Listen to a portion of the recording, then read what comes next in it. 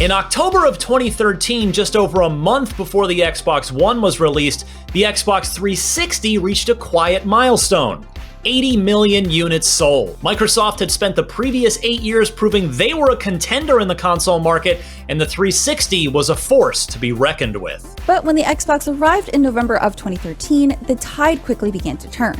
Over the course of the next 7 years, Microsoft's standing in the console race was in a nearly constant state of flux. Die-hard fans, cutting-edge technology, and an unrelenting willingness to innovate and evolve would help keep the Xbox One afloat, but a lack of first-party blockbusters and the ever-looming juggernaut that was the PlayStation 4 would make the 8th generation an uphill battle for Microsoft.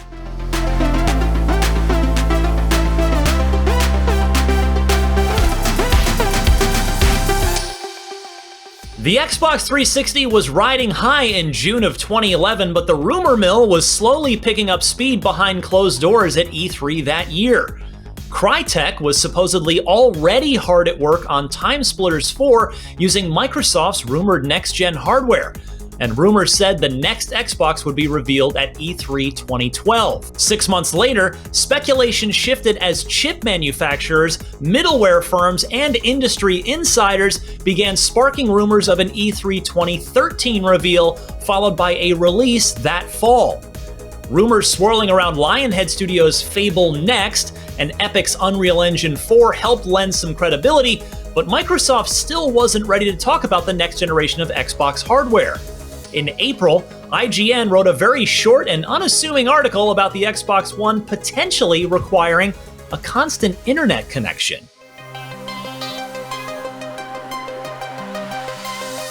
On February 20th of 2013, Sony announced the PlayStation 4.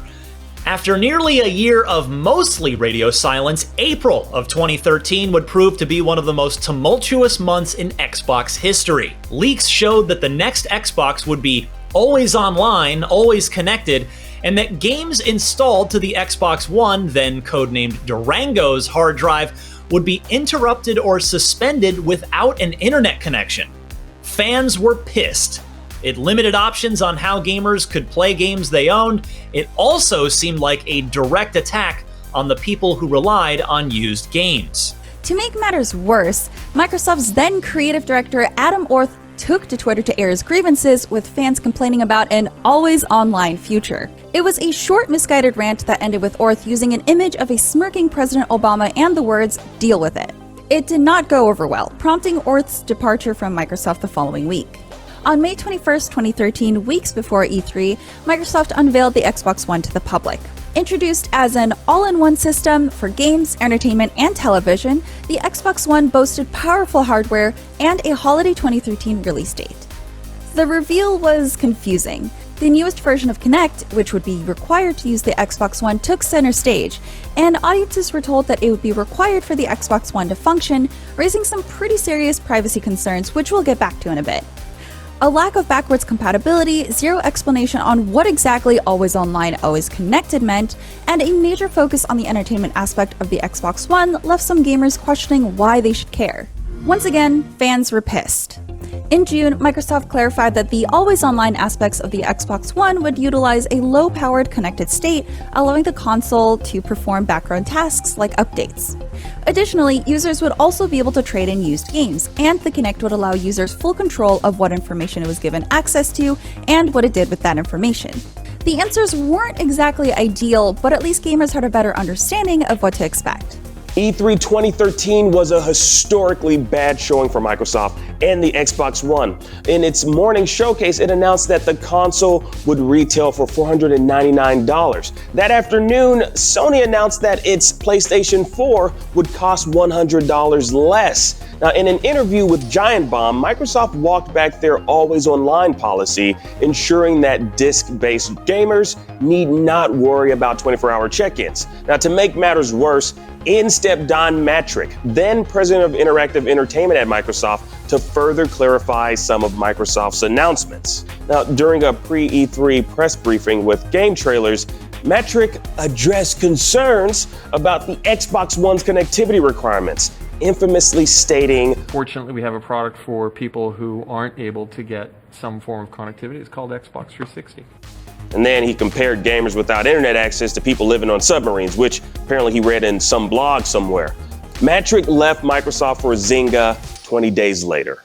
In August, Microsoft dropped the Kinect requirements from the Xbox One, announced the Indie Focus ID at Xbox initiative, which is still going strong to this day, and announced Fable Legends, a game that was eventually canceled in 2016. Ahead of Xbox One's launch, Microsoft issued a statement saying that Kinect data would not be used to identify users, but that voice chat may be monitored to the extent permitted by law.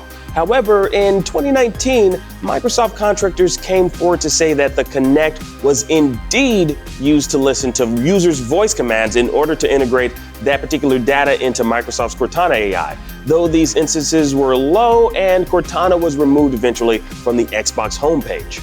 On November 22, 2013, the Xbox One launched in 21 territories with titles like Dead Rising 3, Forza Motorsport 5, Rise, Son of Rome, Assassin's Creed 4, Black Flag, and Call of Duty Ghosts. The Xbox One sold 1 million units in 24 hours and over 2 million in its first 18 days on the market. The first 6 months of the Xbox One went slowly. In early 2014, Microsoft bought the rights to the Gears of War franchise and named Black Tusk, eventually the Coalition, its new developers. Titanfall was the first hit Xbox One exclusive in March, but it wasn't until the end of the console's first full quarter on the market that things started to change. In a move that would be looked upon as one of Microsoft's smartest decisions, Phil Spencer was named head of Xbox on March 31st, 2014. In the coming years, Spencer would be a much-needed gamer-friendly face of the Xbox. Also, he never once told Xbox fans to go buy a 360 instead, so he had that going for him. At E3 2014, Microsoft regained more ground. It dropped the price of the Xbox One to $399 by removing the Kinect. Plus, notable Xbox exclusives were announced at that E3, including Scalebound and a Phantom Dust revival, both of which were eventually canceled. However, its attempts to secure console exclusives continued with the announcement in August of 2014 that Microsoft had acquired the timed exclusive rights to Rise of the Tomb Raider. Tomb Raider fans were none too pleased. The series had long been associated with the PlayStation, and Microsoft's timed exclusivity seemed like a direct response to the impending release of Sony's Uncharted 4 from Naughty Dog. In September of 2014, Microsoft bought Mojang, the creators of Minecraft, one of the most popular and influential games of all time, for $2.5 billion. This move would foreshadow Microsoft's efforts to buy studios later in the Xbox One's lifecycle. In October, Sunset Overdrive, probably the most underrated Xbox One exclusive, was released by longtime Sony collaborator Insomniac Games. As the Xbox One's first year came to a close, Microsoft released Halo: The Master Chief Collection. Though it was initially plagued with issues, it was eventually patched and updated to the point where IGN re-reviewed it in 2019, awarding it a 9.5 out of 10. I am a monument to all your sins.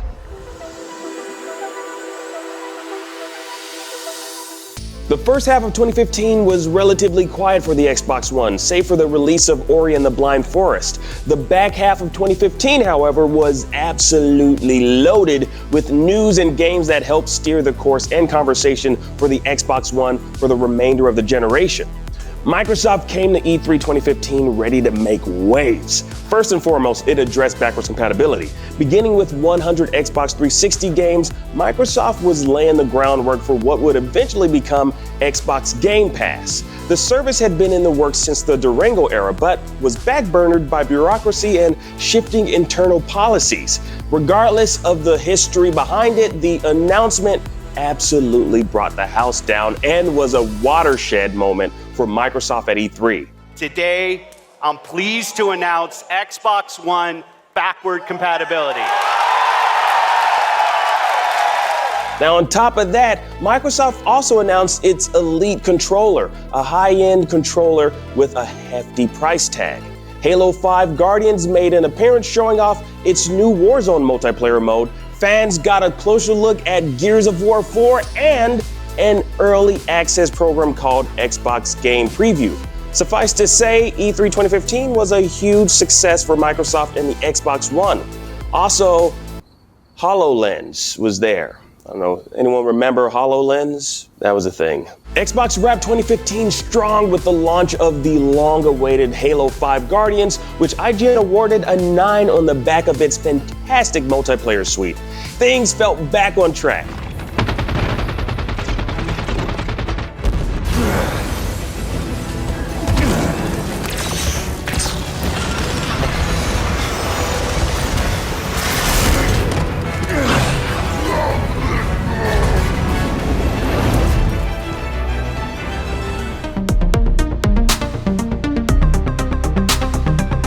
As the Xbox One rolled into its third year on the market, Microsoft continued to evolve and pivot its plans for the Xbox One and, at least publicly, began the Play Anywhere trajectory that it's still on today. In March, Microsoft renewed its commitment to PC gamers, announcing that all first-party Microsoft games would come to PC as well as the Xbox One, making good on nearly 2 years of promised PC support from Phil Spencer and solving generational software issues in one fell swoop. In another outwardly pro-consumer move, Microsoft allowed Xbox Live to play nice with other consoles by being the first of the big three to allow cross-platform play with Sony and Nintendo, should those manufacturers choose to participate, which they eventually did. Remedy's Quantum Break arrived in April of 2016, but things really began to heat up in May, when rumors started circulating about not one, but 2 iterative updates to the Xbox One. The first was said to be a smaller, cheaper version of the Xbox One, but the second rumored console, reportedly called Project Scorpio, really had people buzzing. This upgraded Xbox was supposedly 4 times more powerful than the current Xbox One and was engineered to handle full 4K resolution. Both of these rumors turned out to be true at E3 2016 when the Xbox One S was officially revealed. In a flashy, tech-heavy trailer, Microsoft also officially announced Project Scorpio, confirming rumors of a faster GPU and bringing the word teraflops into the limelight in a way that no one could have predicted. On February 28, 2017, Microsoft announced Xbox Game Pass, the evolution of its backwards compatibility efforts. Debuting with over 100 games for the Xbox One and Xbox 360, the service allowed gamers to store games locally for full fidelity gameplay on their consoles at $10 per month. The service officially launched on June 1st and came to PC in 2019. Game Pass is now nearly synonymous with the Xbox. It has over 15 million subscribers as of September of 2020, and it continues to be a massive selling point today. The Xbox One X, formerly known as Project Scorpio, was revealed at E3 2017 as the most powerful console ever made. This tiny powerhouse took the PlayStation 4 Pro to task with more RAM, a faster CPU, and a 6 teraflop GPU. At $499, it was more expensive than the PS4 Pro by $100, but that didn't stop it from breaking Microsoft pre-order records in August, selling out immediately in many countries. One of the more interesting stories of E3 2017, however, happened off-stage. The cross-platform discussion took an odd turn when Sony's Jim Ryan traded barbs with Phil Spencer, calling the safety of Microsoft's Minecraft players into question when asked about Sony's crossplay support, or lack thereof. Spencer responded saying that Ryan's comments didn't seem healthy for anyone, and that the safety of Minecraft players on any platform was incredibly important to Xbox. In September of 2018, Fortnite accidentally enabled crossplay between Xbox and PlayStation for an entire weekend, to which Spencer responded, "I would have liked to see them leave it on." The original Xbox One was discontinued on August 26, 2017, 5 days after Xbox One X's record-setting pre-orders went live. Cuphead was released on September 29th, followed by Forza Motorsport 7 on October 3rd, but they were among a limited handful of Xbox exclusives released that year, including Halo Wars 2 and the long-awaited Phantom Dust Revival turned remaster. When the Xbox One X finally arrived on November 7th, 2017, the lack of first-party support was readily apparent. To ease this pain point somewhat, at the top of 2018, Microsoft announced that all Microsoft Studio games would come to Game Pass on launch day, starting with the swashbuckling Sea of Thieves. First-party titles were rare, but at least now they were all included with a Game Pass entry fee. Microsoft also turned its attention to an underrepresented gaming community. The adaptive controller was built specifically for gamers with limited mobility or conditions that made traditional controllers difficult to use. Widely considered one of the more important innovations in accessibility for gamers, the adaptive controller helped usher in conversations about accessibility to a much broader audience. So now, heading into E3 2018, the conversation around the Xbox One was strictly focused on that glaring lack of first-party games. Now, in the previous year, the PlayStation 4 had racked up exclusive hits like Horizon Zero Dawn, Uncharted Lost Legacy, Gravity Rush 2, and God of War. Xbox was struggling. Many of Microsoft's previously announced heavy hitters had been canceled or delayed multiple times, and more than one of its key studios had been shuttered since the Xbox One's launch. Phil Spencer had acknowledged Xbox's first-party issues the previous fall, but E3 2018 would prove to be an opportunity to course correct. Announced on stage at the Xbox 2018 E3 press conference, Microsoft welcomed Playground Games, makers of Forza Horizon, Undead Labs, makers of State of Decay, Ninja Theory, they of Hellblade, and Compulsion Games, who made We Happy Few, into the Xbox family as first-party studios. Joining these was The Initiative, a new first-party AAA studio led by Daryl Gallagher, known for his work on the Tomb Raider and Thief franchises. That was 5 first-party studios added to Microsoft's roster for those keeping count. And speaking of first-party games, what would an Xbox E3 press conference be without Halo? Halo Infinite, the latest entry in the long-running first-person shooter franchise, was revealed with a stunning 2-minute trailer that showed off a modernized art style running on a new game engine. Perhaps more interesting than a new Halo announcement were the rumors that Halo Infinite would help launch Microsoft's forthcoming next-generation console, codenamed Project Scarlet, in late 2020.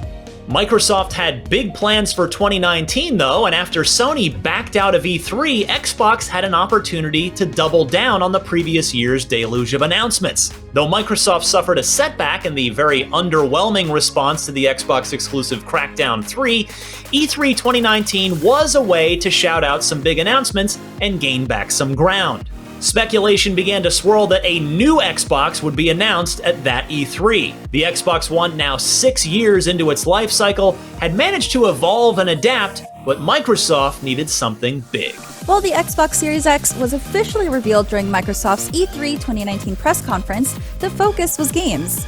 Further reiterating their games-first philosophy and distancing themselves from the all-in-one messaging of the Xbox One's disastrous launch, Microsoft brought fans 11 world premieres and a whopping 14 games from its first-party studios, which now included veteran indie darling Double Fine Productions. In September, Gears 5 launched on the Xbox One family in the biggest first-party launch for Xbox since Halo 4 in 2012. By the end of 2019, news had begun to shift toward the upcoming release of the Series X. Production on the Xbox One X and the Xbox One S All-Digital Edition was halted in June of 2020 as production for the Series X began to ramp up.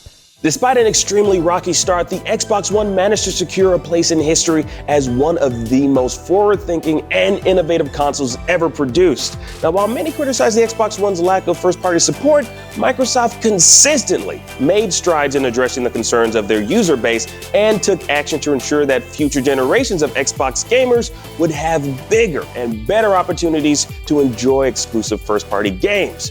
More than 100 million active monthly users prove that. Regardless of where the Xbox One stood in the marketplace, it was a console worthy of the generations that came before it.